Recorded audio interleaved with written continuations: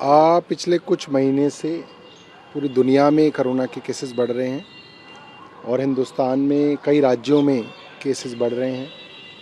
महाराष्ट्र में बढ़ रहे हैं, कर्नाटका में बढ़ रहे हैं, तमिलनाडु में बढ़ रहे हैं, गुजरात में बढ़ रहे हैं।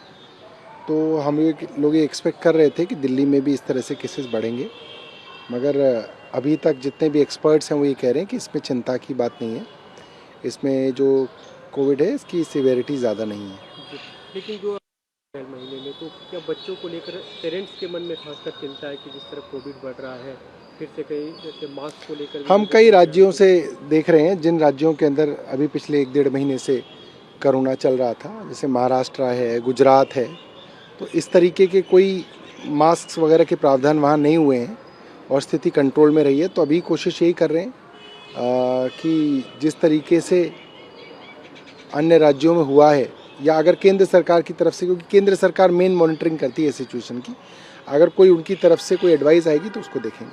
जी, आपने मीटिंग कर रहे हैं तो हॉस्पिटल्स की व्यवस्था, देखिए दिल्ली गवर्नमेंट के हॉस्पिटल्स में हम लोग इस चीज़ की तैयारी में हैं कि अगर कोई कोरोना के केसेस बढ़ते हैं और हॉस्पिटलाइजेशन की ज़रूरत पड़ती है तो पर्याप्त इंतज़ाम हो। अभी दिल्ली के अंदर ऑक्सीजन की जो कैपेसिटी है वो काफ़ी बढ़ी हुई है। ऑक्सीजन मैन्युफैक्चरिंग भी है, लिक्विड मेडिकल ऑक्सीजन भी उपलब्ध है, तो अभी ऐसी कोई चिंता की बात नहीं है।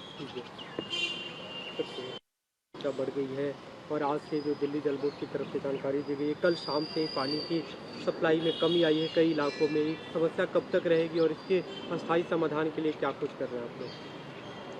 देखिए दिल्ली में जो वज़ीराबाद, चंद्रावल और ओखला में जो 3 हमारे बड़े प्लांट है, जिसमें करीब 250 MGD यानी कि दिल्ली का 1/4 पानी वहाँ से जो है फ़िल्टर किया जाता है।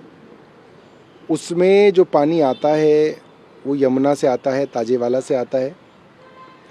अभी हरियाणा के अंदर हमने